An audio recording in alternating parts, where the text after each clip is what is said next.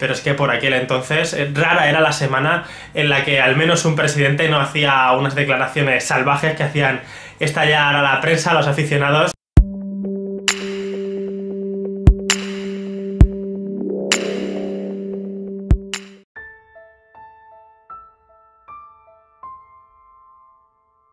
A mí realmente lo que me gusta es el fútbol, es el propio juego en sí, es la táctica, el análisis, los grandes futbolistas, los fichajes, los campeonatos, la competición en sí. Pero por mucho que uno sea un purista del fútbol, por mucho que uno se sienta como muy alejado de ese morbo y ese espectáculo que hay en torno al fútbol, es inevitable, si uno ha crecido, si uno se ha criado durante el fútbol de los 90, no esbozar una sonrisa cuando uno recuerda el auténtico show que eran los presidentes en esa época del fútbol. Porque ahora la inmensa mayoría de los presidentes pues practican comportamientos ejemplares y la gran mayoría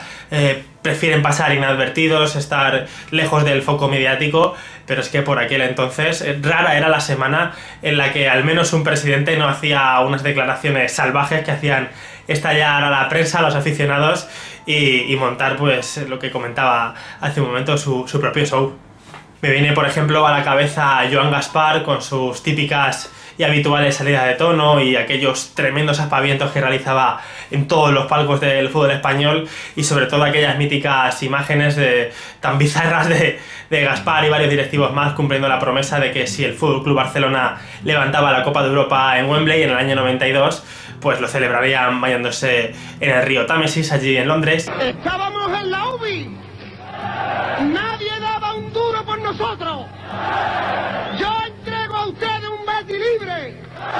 limpio, en primera,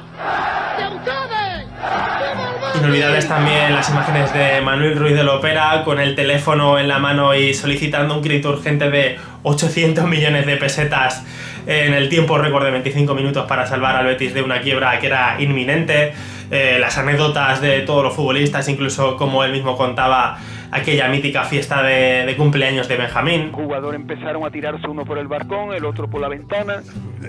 y para que no el entrenador no viera nada ni nadie, y claro, aquello era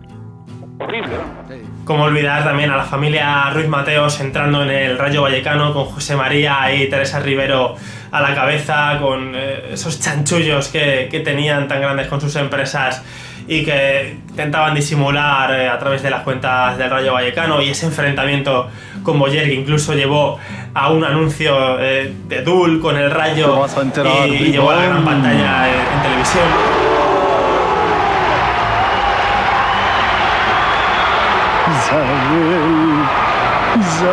¿Qué gol le hemos metido, Isabel, con Fran Dul? Ramón Mendoza también como presidente del Real Madrid, y ese venirse arriba en el aeropuerto del Prat con los aficionados del Real Madrid tras haber ganado la Supercopa al FC Barcelona en el Camp Nou, al son del polaco, el Keno Bote, el inigualable Augusto César Lendoiro, que como de la nada construyó un Deportivo de La Coruña gigante a través de esas artimañas y esa habilidad que le convirtieron en el mayor negociador de la época para atraer grandes fichajes a un equipo que en su momento era bastante limitado, que poco a poco fue creciendo, pero sobre todo esa anécdota de cómo consiguió convencer a Bebeto, uno de los mejores futbolistas del mundo, de que La Coruña era la Río de Janeiro española, y así traérselo para el Deportivo. Y sin duda, por encima de todos ellos, Jesús Gil. Es muy difícil encontrar las palabras para definir a un presidente tan bizarro, un presidente que semana sí, semana también tenía enfrentamientos con sus futbolistas, con los entrenadores, con la prensa, con presidentes de otros equipos, con apariciones en televisiones bochornosas, conversaciones con sus caballos.